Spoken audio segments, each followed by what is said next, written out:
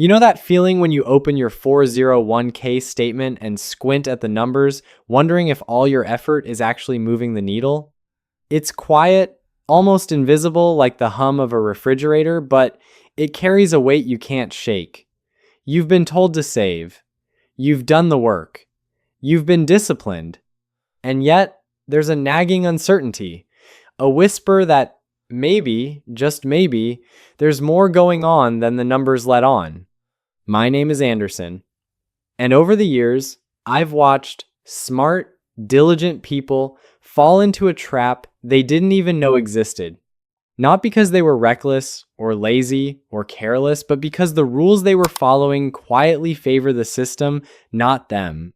Most people assume that their 401k is working for them simply because they contribute regularly. Automatic deductions, employer matches, year-over-year increases. It feels safe, responsible, like a bulletproof plan. But here's the thing, that comfort is the trap. What few people realize is that the numbers you see aren't the full story. The default funds, the target date allocations, the small management fees tucked into percentages that feel negligible.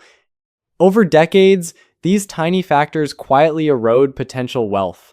And they do it silently, so you never notice until years or decades have passed. There's an invisible threshold in financial life that most people never cross consciously. It's the point where compounding stops being a passive friend and starts being a strategic weapon. Before that threshold, contributions are the main driver of growth. After it, the structure, the allocation, and yes, the fees dictate the trajectory. Think about it like a river. Early on, every effort to paddle forward matters. You're fighting current, and each stroke counts. But once you reach the wide, flowing part, direction becomes more important than effort. A poorly steered river can take you miles off course, even if you're paddling constantly. Most people never adjust their course. They stay in survival mode, optimizing for safety. Conservative allocations, funds that feel familiar. Low-risk choices that keep the account safe. And when fear dominates, mental bandwidth narrows. Decisions are reactive. Short-term stability feels more important than long-term compounding. Then comes stability. Emergency savings exist. Income is more predictable. Mental bandwidth returns. And suddenly, those default allocations start to feel limiting. The same safety net that protected you in your 20s quietly restrains you in your 40s. Now let's look at math, the kind that nobody talks about. Imagine 2 employees, each contributing $6,000 a year for 30 years. One earns an average annual return of 5%, the other earns 7%. The first ends up with roughly $400,000. The second, nearly $600,000. Same contributions, same timeline, same discipline, 2 percentage points difference. That's the quiet power and quiet danger of allocation and fees. Small numbers, when compounded over decades, yield shocking disparities. And this is where the psychological transformation begins. Those who navigate this trap successfully don't obsess over money, they obsess over leverage.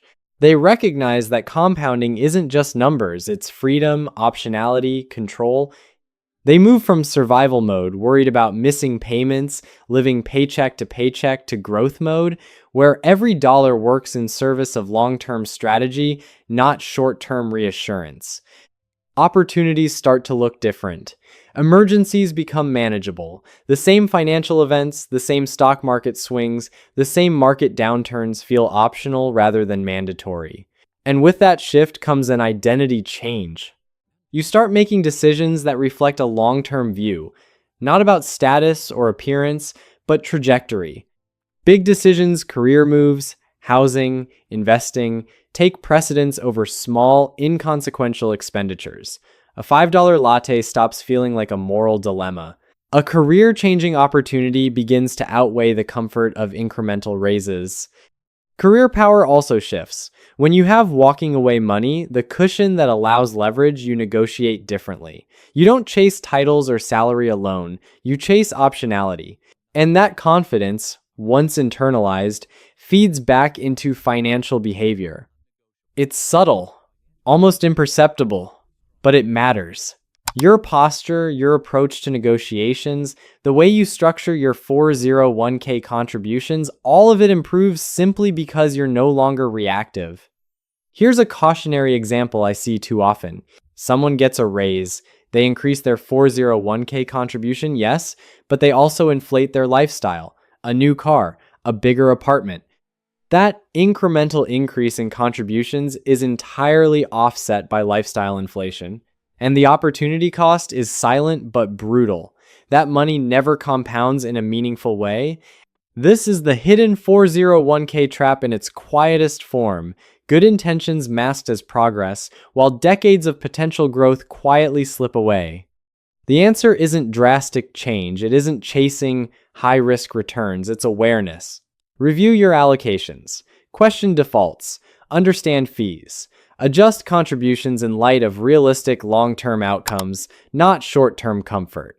Think about allocation like a rudder, not a paddle. Direction, not just force, matters. And remember, milestones aren't rewards.